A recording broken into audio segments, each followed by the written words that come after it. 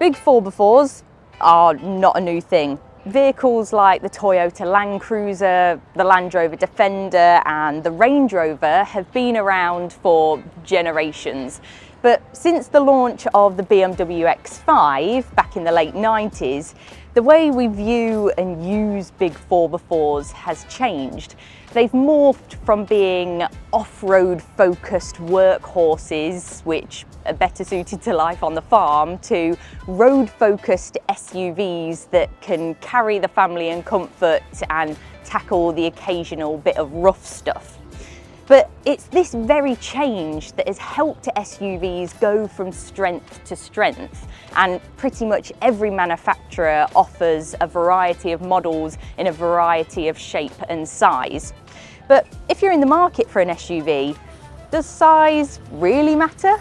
Is bigger actually better, or can the sheer size and running cost of a large SUV make it all feel a bit impractical? I'm Grace Webb, and in this Versus video we're going to be taking a look at two different models in the SUV sector. First up, we've got the large SUV in the form of the 7-seater Kia Sorento.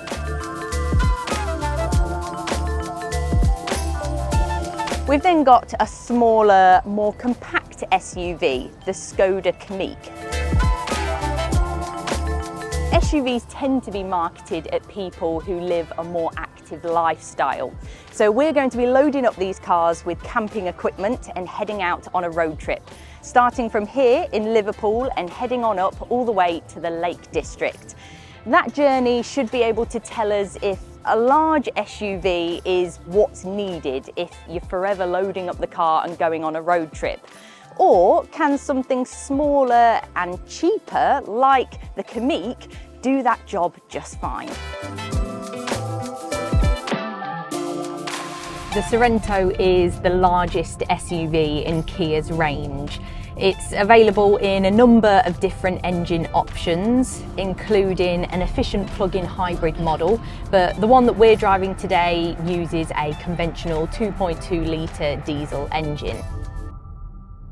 This latest Sorento is larger than previous generation models, so there's a lot more space and there's room for 7 people in the back, so it's great for large families. Though some cars suffer big penalties in terms of space when it comes to switching between plug-in hybrid and diesel models, that's not the case with the Sorento. In fact, in this diesel version, you get 616 litres of boot space with the third row folded down, and that only drops to 608 litres in the plug-in hybrid model. Drop both the second and third rows down and you get a whopping 2,011 litres of boot space in the diesel model and 1,996 litres in the plug-in hybrid. I do like driving the Sorento because it's extremely comfortable inside. It's a bit tight when you're navigating it around the city, but it's lovely to drive on the motorway and B roads, that's fine. Plus, considering I've got so much stuff in the back, it's not blocking my rear view mirror, I've got nothing on the back seats, so all is good for the road trip. So it is now time to pull over and swap all of the stuff into the Kamiq.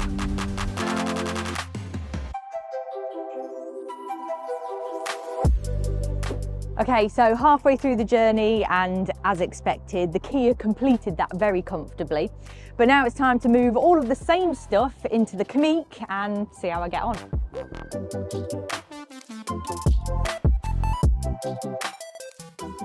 Yeah, nothing else is going in there.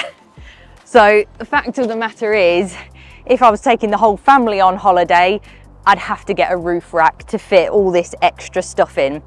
But seeing as it's just me today, I can chuck this on the back seat and keep going.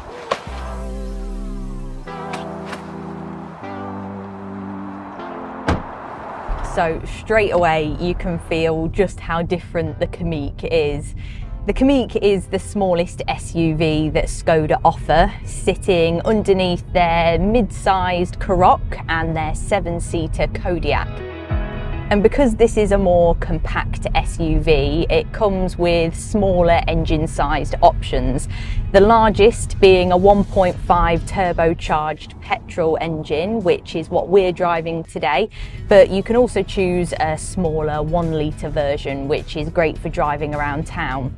But this 1.5 just has that bit extra grunt and makes longer journeys that bit easier, like we're doing today. Though it's very compact, the Kamiq rivals larger cars when it comes to boot space, as there's 400 litres on offer with the seats in their place. But of course, you can fold the rear seats down and that extends the boot to a respectable 1,395 litres.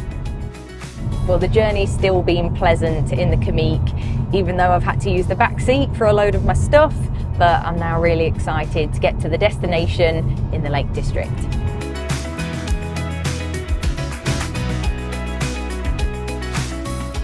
SUVs are popular for a reason.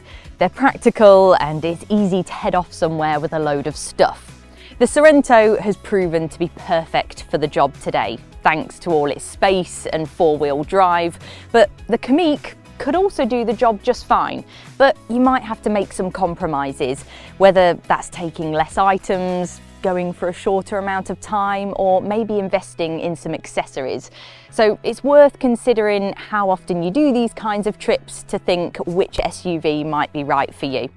Stay tuned on the Motors channel for more of these versus videos where we pitch two cars against each other in a variety of challenges just like this one. So now that we've made it to the Lake District, I'm going to head out onto the water. Thanks! Don't forget to like and subscribe so you don't miss any of our videos. See you later!